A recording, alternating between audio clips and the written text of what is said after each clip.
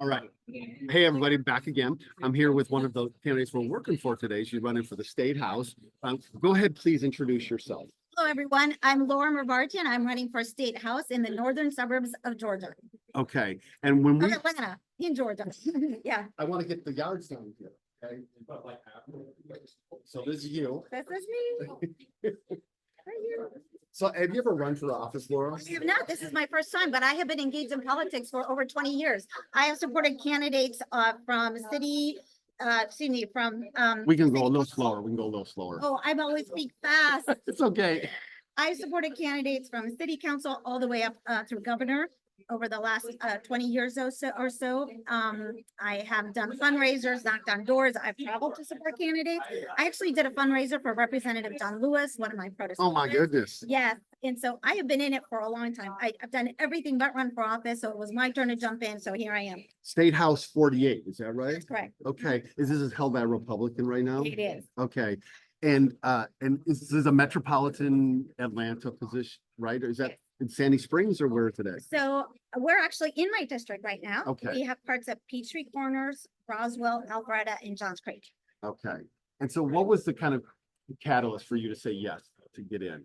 Two things. One, knowing that this was a flippable seat. It's winnable. Georgia only has 3 competitive House races, and this is one of them. Okay. And then knowing how conservative the incumbent is.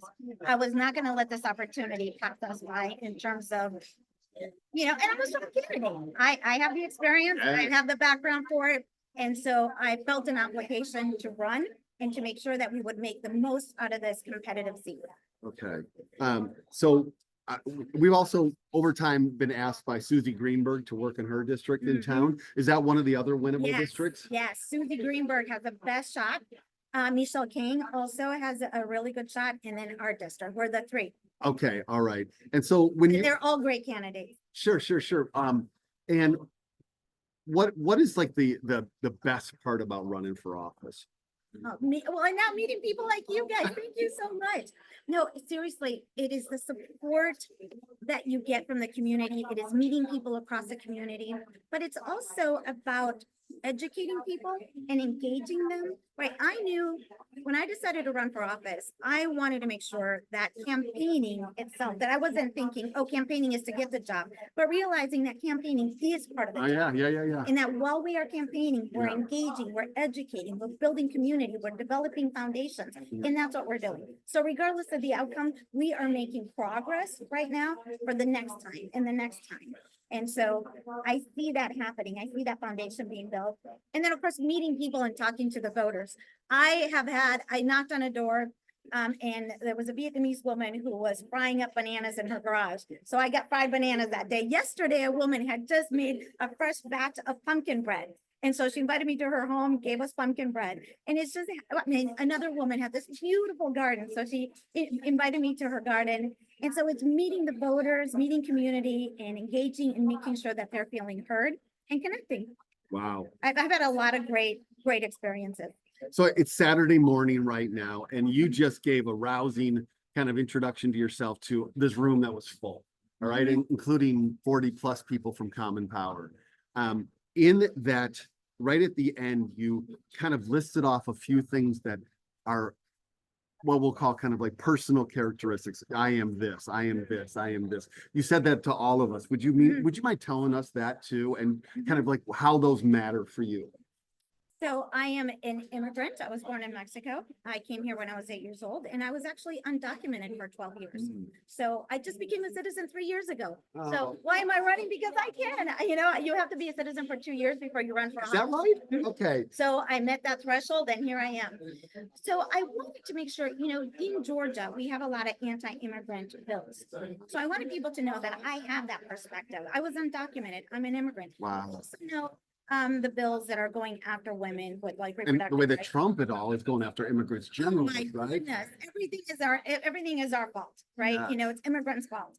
And also I mentioned that my daughter is queer as well. So I'm a big advocate. I've always been a big advocate of the LGBTQ community, even before I had kids. Yeah. But and Georgia is not the best, again, as HRC mentioned, we're always fighting bills that are anti-LGBTQ. And frankly, I'm just tired of it. So Those were some of the things I mentioned in Yeah. terms of my personal characteristics that I can identify with our more marginalized communities and why we're fighting to get that power back on the Democratic side to fight for these communities. And how much, just to kind of begin to wind up here, how much do those items that you've mentioned, I think you're obviously a mother too, you have your daughter.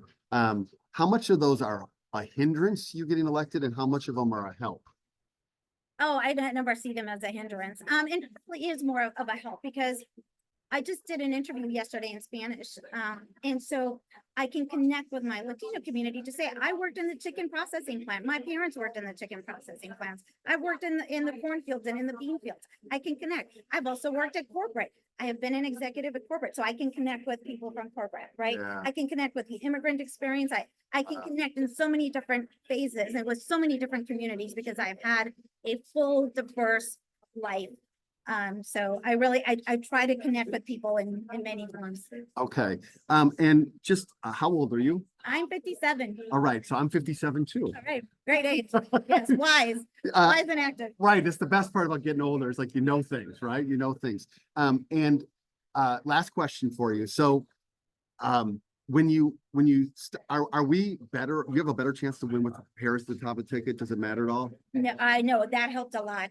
I think it really helped invigorate the whole community. Uh-huh. I think we're going to have more voters turning out. This district is already very engaged. We have, the district is about 60,000 people. We have 39,000 registered voters. Our voter turnout is normally around 76% when it comes to a presidential election. Uh-huh. We want to keep it at that level. And with Harris at the top of the ticket, yes, we're expecting that we're going to get more turnout and that she's going to win this district by 5 points. 5 points. And if she wins by 5, can you win? I'm hoping to win. That's what you win by. I'm hoping to, no, not That's what you win. high, but it's probably going to be, 2 to 3 percentage points in that range. It's going to be close. All right. I'll take a win. I don't care what percentage it is, but yes, it's not going to be as high as Harris. Sure. Well, one of the things that we love about Common Power is we go around and meet people like you, and then we start to care. We're like, what happened in the 48? How did Laura do, right? So we'll be knocking doors for you today, maybe tomorrow, I'm not sure. We'll go wherever Harris Walls tells us to go in terms of a campaign. But now you've got a whole bunch of people that are going to be advocates for you. Yes. Yeah. And I appreciate that so much. Thank you so much for coming out to Georgia to help us out. What happens in one state reverberates across the country. We have seen that. So you're not just helping people in Georgia, you are going to be helping across the country. Because we know when one bad bill gets adopted in one state, Totally. it reverberates across. And so we need to stop these bad bills. You mentioned the teacher pay in Georgia is, right? That's right. With teacher pay, again, we're under the national average. Our starting pay for teachers is something that we really need to work on. We're like 39th, I think, in the country. And yet we have $16 billion sitting in surplus. Okay. And yes, they have been spending money on teachers, but we need to do more. And I'm not going to give them credit for getting teachers up to a point where they're still behind compared to the spending power in 2017. Yeah. Where they had a bill where they increased maternity leave from 3 weeks to 6 weeks. I'm not gonna give you credit for that. They should have been 6 weeks already, Yeah. at a minimum. Sure. Well, thank you so much for running for office. Like that's a step. It's somebody's got to lead. Yes. Thank you. Well, thank you so much. Thank you for what you're doing. Thank you to everyone out there. Thank you to Common Power for sharing your power with my campaign here in Georgia. And, I'm so grateful. We always say, let's go. All right, let's go. Let's go. Si se puede, Si se and let's puede. go. Yeah. Okay. Bye-bye. Thank Bye. you so much. Thank you, Laura.